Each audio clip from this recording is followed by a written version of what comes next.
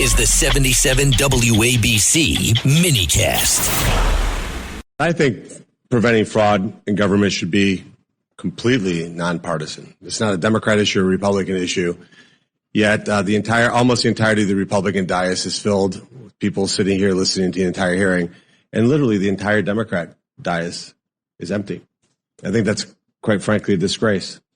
I think it's a disgrace to the people who pay taxes to know that there's an entire party that does not care whether taxpayer money is burnt.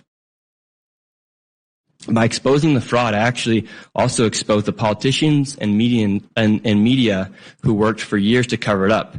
Governor Tim Walz labeled my work as white supremacy and called me a far-right delusional conspiracy theorist. Meanwhile, he dropped out of re-election, and he even said he has ended his political career. Now, the highest government-funded daycare in Minnesota has pleaded guilty to daycare fraud, and the largest autism bust in American history has been exposed. Where is Tim Walz in the media now? It just so happens that over 80% of the fraud committed in Minnesota is by the Somali population. That, my friend, from Capitol Hill earlier today, three hearings going on. We will cover two of them. Acting Attorney General Todd Blanche confirmation hearings are underway, and that produced some spectacular moments. Fraud hearing, Senator Moreno is there, and Democrats, as you may have heard, not showing up at the fraud hearing. Massive fraud going on. In fact, now the Labor Department has stepped in New York, I understand, to start looking at the fraud there. Democrats refuse to show up for the fraud hearings. They don't even bother. Your elected Democrats, there's billions and billions of dollars being spent on fraud. Democrats refuse to show up. Welcome. It is the midweek edition of Bo Snerdley's Rush Hour. Yes, it's Wednesday. Some of us have midweek. Yes, Bo Snerdley's Rush Hour, fastest hour in American media. My friends, and plenty to discuss. As I said, those hearings are underway.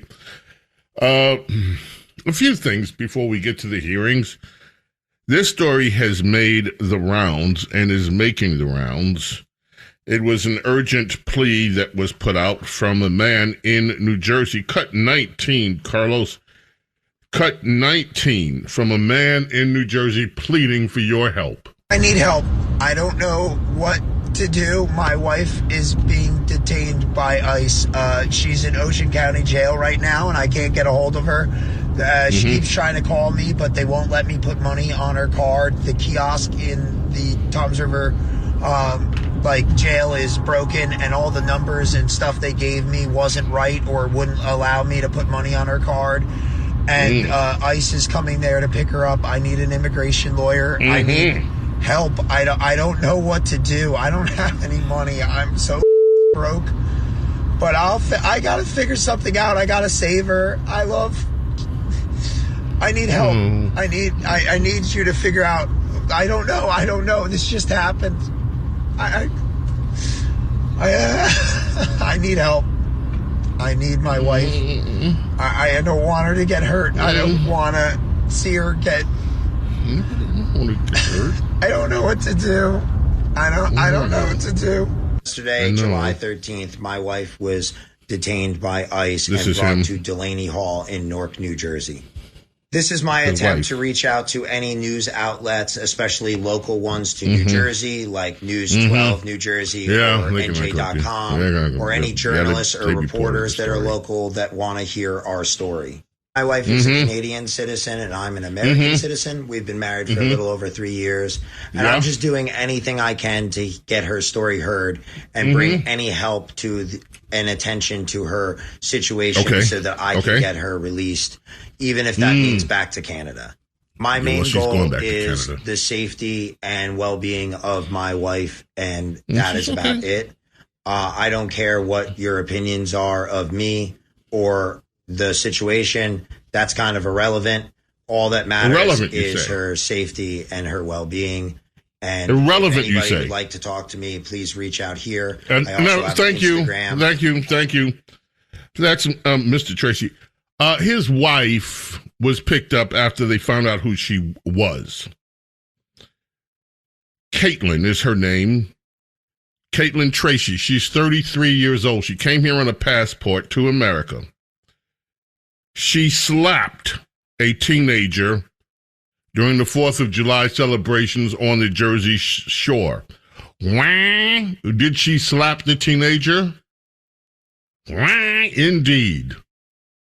She slapped the teenager because the teenager was wearing sweatpants that had the word Trump and ICE on it.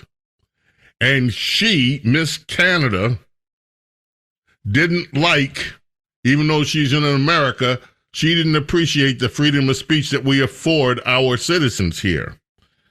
Now, in addition to why this business started, by the way, she's now facing charges of endangering the welfare of a child. It was a minor, simple assault, harassment, and obstruction, and she is going to be deported back to Canada. She be going home. Now, also, the husband that was pleading so tearfully for his wife had posted a video. And that video has been splashed across social media. In the video, he is on his hands and knees in a prayer position. And it's set to music. And the prayer that he is offering on his hands and knees is that Donald Trump and all the Trump family contract cancer. So here's a guy who wished cancer on the president and his whole family of the United States in prayer to God, praying for the death of, well, at least that the Trump family be afflicted with a horrible disease. His wife slaps a teenager because his wife disapproved of the outfit, the word Trump and ICE on the sweatpants that she was wearing, and then ran away. They tracked her down later. She posted a picture of it. She was proud of it, which was an invitation, I suppose, for the police to come get her and then for ICE to come get her. She is being held at Delaney Hall. So the protest, you remember the protest out there? They can now protest another person at Delaney Hall. Again, we will get to the fraud and the Todd Blanche hearing. First, I'd like to just revisit, and I don't know whether this is new. It's making, the problem with X sometimes, people post video or stuff, and you have to always check, when was this out? I didn't have time to check when this was out because I was busy doing other things.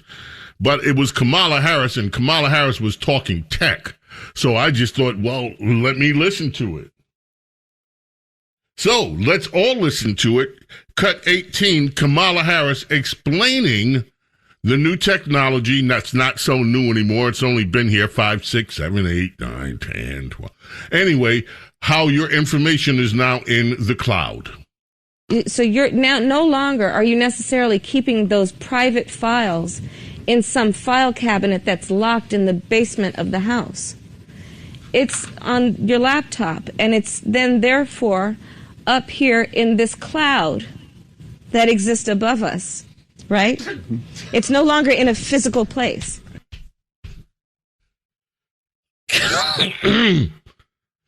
She's pointing to the sky. Your information is in this cloud that's up here above us. Ladies and gentlemen, perhaps Ms. Harris doesn't realize this, but the cloud...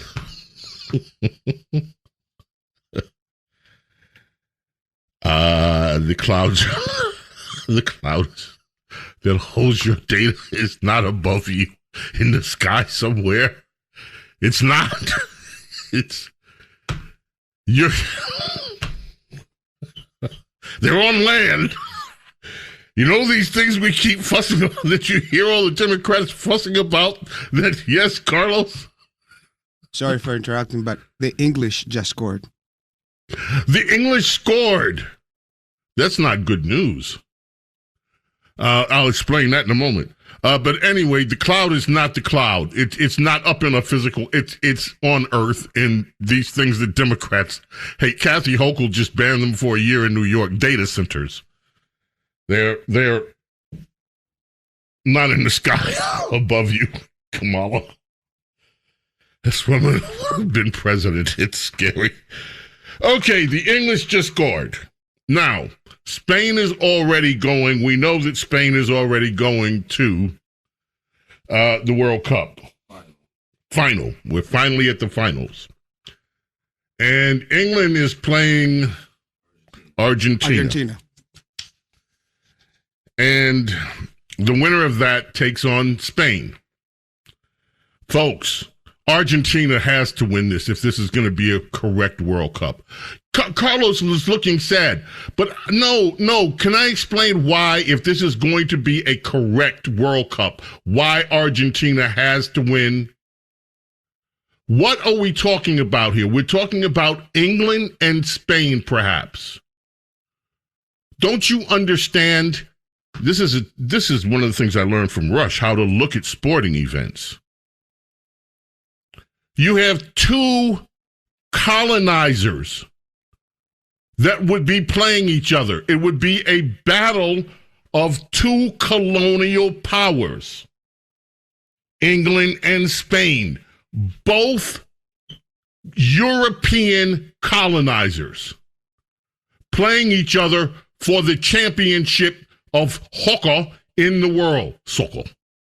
Football.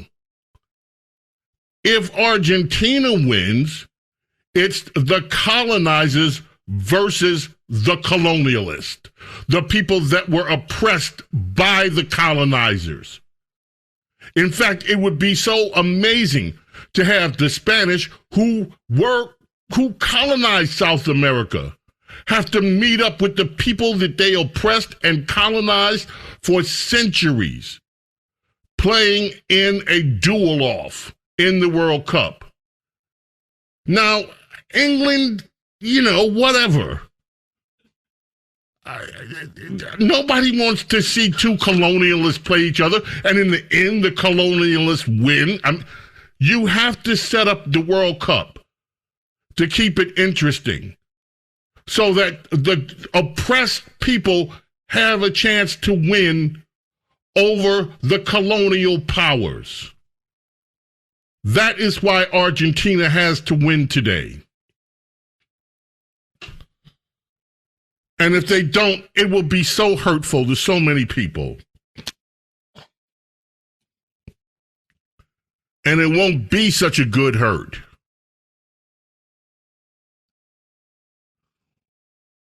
That's what it would be like.